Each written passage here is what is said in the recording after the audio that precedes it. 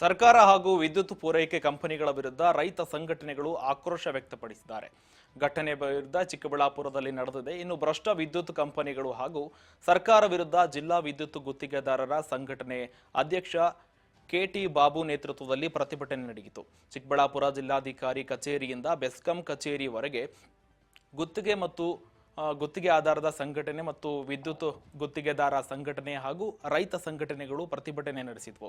ರೈತರ ಬೇಡಿಕೆ ಈಡೇರಿಸದಿದ್ರೆ ಉಗ್ರ ಹೋರಾಟದ ಎಚ್ಚರಿಕೆ ಕೂಡ ಕೊಟ್ಟಿದ್ದಾರೆ.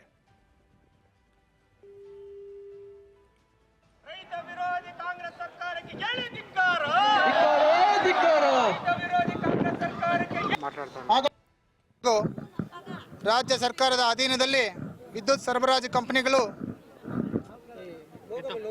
ಏನು ಭ್ರಷ್ಟ ಕಾನೂನುಗಳು, ಅವೈಜ್ಞಾನಿಕ ಕಾನೂನುಗಳು ತಂದು ಇವತ್ತು ಬಡವರ, ದೀನ ದಲಿತರ, ರೈತರ, ಬಡ ಗುತ್ತಿಗೆದಾರರ ರಕ್ತ ಹೀರುವಂತಹ ಕಾನೂನನ್ನು ತಂದು ನಾವೆಲ್ಲ ಬೀದಿಗೆ ಬಂದಿದ್ದೀವಿ.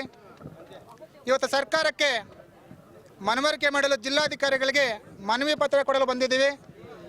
ನಮ್ಮ ಪ್ರಮುಖವಾದ ಬೇಡಿಕೆಗಳು ಮೀಟರ್ ಮಾಫಿಯಾ ರಾಜ್ಯದಲ್ಲಿ ಕರ್ನಾಟಕ